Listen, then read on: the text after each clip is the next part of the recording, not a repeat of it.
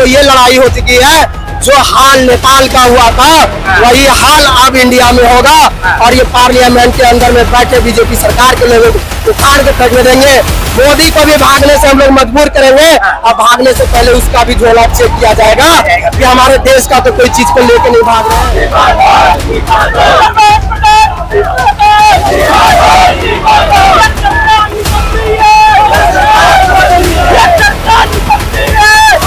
अरे आपका ये तो कुर्सी है, ये कोई जनाजा तो नहीं है जो आप चिप के बैठे हो। आज आप नहीं लड़ सकते हो, आज युद्ध नहीं बोलेंगे तो कल नहीं बोल सकते। तानाशाही सरकार, ये आरएसएस की सरकार है, ये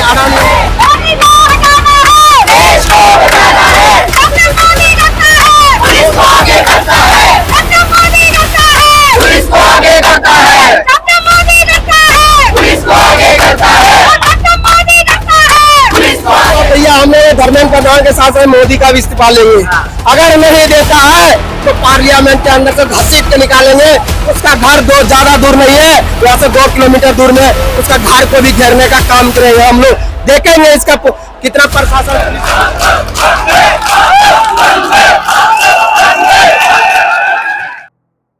सर हमने इसको अल्टीमेट दिया था 19 तारीख तक का कि धर्मेंद्र प्रधान आप या तो 19 तारीख तक में अपनी बात को मान लो, अन्यथा ये 20 तारीख को आपको जन सैलाब देखने को मिलेगा। देखें कि किस प्रकार से जब हम लोग मेट्रो से आ रहे थे अभी, तो मेट्रो का सारे जितना आपके जंतर मंतर के और संसद मार्ग के इर्द गिर्द जितने मेट्रो पड़ते हैं सारे बंद कर रखे हैं इसने।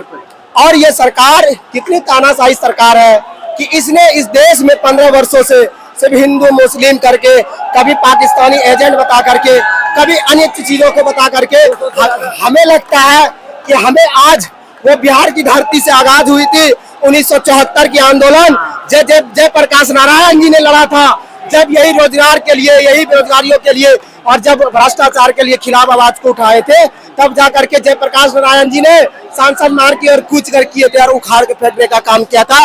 वही आज 26 में 20 तारीख आप याद रखिए और 2026 आज सांसद मार्ग को हम लोग उखाड़ कर, जैसे सांसद पार्लियामेंट किसी का बपोती नहीं है। ये सत्ता, ये जनता आपको वोट देके चुन के भेजते हैं, लेकिन आप सोचते हैं कि हम तानाशाही सरकार चलाएंगे तो ये जनता आपको जवाब देने की काम करेगी। बीजेपी इतनी घबराई हुई है, इतनी डर चुकी है, ये समझ गया इस देश में, इसने समझ गए कि इस देश में अब ना जाति धर्म मजहब के खिलाफ हम लोग आवाज करके हिंदू मुस्लिम लड़ाई लड़के हम लोग अब राजनीति नहीं कर सकते हैं। इस देश में शर्म नहीं आती है बीजेपी सरकार को, जिसके राज में 90 पेपर लीक होते हैं, लेकिन ये सरकार अभी तक इतनी गूंगी बेरी सरकार है। धर्मेंद्र प्रधान को शर्म नहीं आती है कि ये बिरयानी खाने के लिए टाइम मिल जाता है, लेकिन 22 बच्चों का जब जान चला गया तो उसके परिवार से मिलने का इसको समय नहीं मिलती है। समझ सकते हैं कितनी ये तानाशाही सरकार है और गूंगी बेरी सरकार है। इससे पता चलता है कि हम लोग अब युद्ध जग चुके हैं और आज आपको पार्लियामेंट की ओर कुंभ करेंगे और ये लड़ाई अब रुकने वाली नहीं है। आम आदमी पार्टी में राघव चड्ढा थे, साथियों के साथ थे, आज छुट्टी साधे हैं, क्या कहेंगे? चड्ढा कोई आदमी है जिसपे लोग ने भरोसा किया, उसके ऊपर ईडी सीबीआई का डर दिखा करके वो फिर बीजेपी में मिल गई। अरे बेशरम, जब आप देश के लिए नहीं लड़ सकते हो तो आपको राज्यसभा में जाने का क्या अधिकार है? आने वाले समय में आपको यही जनता आपको जवाब देगी और बीजेपी सरकार को उखाड़ के फेंकने का काम करेगा, क्योंकि इस देश में युवा जान चुके हैं कि ना जाति धर्म मजहब की लड़ाई नहीं लड़ा जाएगा, ना यहाँ पे हिंदू मुस्लिम की बात किया जाएगा। आप इस जन सैलाब को देखते होंगे, हिंदू मुस्लिम दलित सिख ईसाई बौद्ध हर जाति धर्म के मजहब के लोग हैं। कहाँ गए आज हमारे जातिवाद? हिंदू राष्ट्र खतरे में थे, लेकिन आज अब पूरा देश खतरे में है।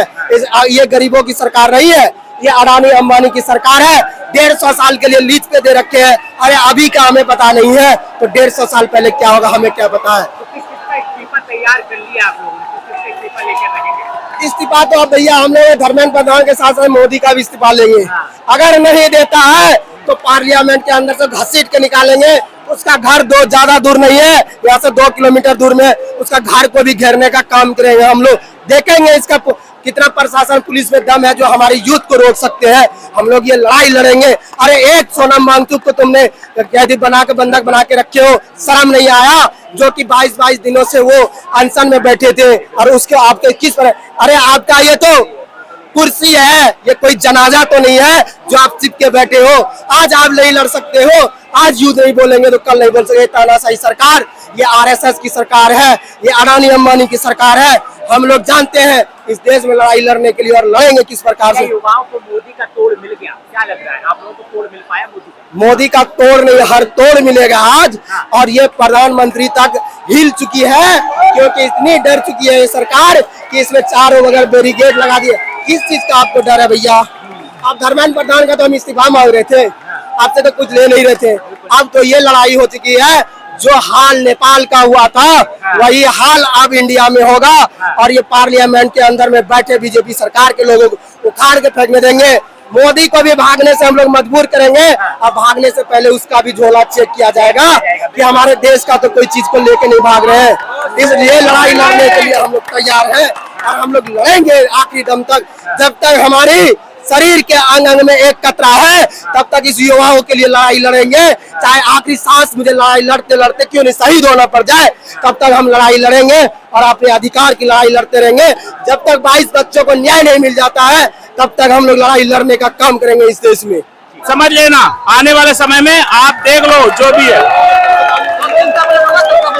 ठीक है ना, मैं जो छोड़ के यहाँ पे आया प्रोसेस के लिए, जो छोड़ के आया मैं, हाँ जो छोड़ के आया प्रोसेस के लिए, चित्तौड़गढ़ से जॉब छोड़ के आया मैं हर जगह युवा को हाथ करने के लिए। इंडिया में, इंडिया का हर जगह जगह से एक मतलब हर व्यक्ति यहाँ से, इंडिया का ऐसा कोई कोना ना हो जहाँ से कोई लोग ना आए।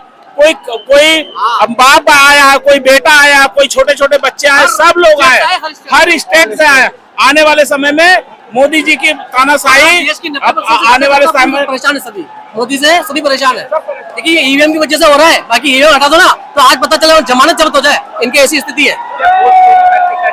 नहीं कैसे क्यों नहीं हो रहा है, सब हो रहा है, क्यों नहीं हो रही है? अब बंगाल में देख लो ना, कैमरा में साफ कैद हो गया, ये क्यों हो रहा है? वो जीत ममता बनर्जी की थी, लेकिन चोरी हो गई थी ना, और ईवीएम मशीन तो हर गई, दिख रही है आपको। नहीं तो नेपाल वाला हाल होगा, नेपाल वाला हाल होगा होगा। युवा जनता जाग चुका है। नेपाल वाला हाल होगा, श्रीलंका वाला हाल होगा, इंडिया में भी। बस ये चंदा चोर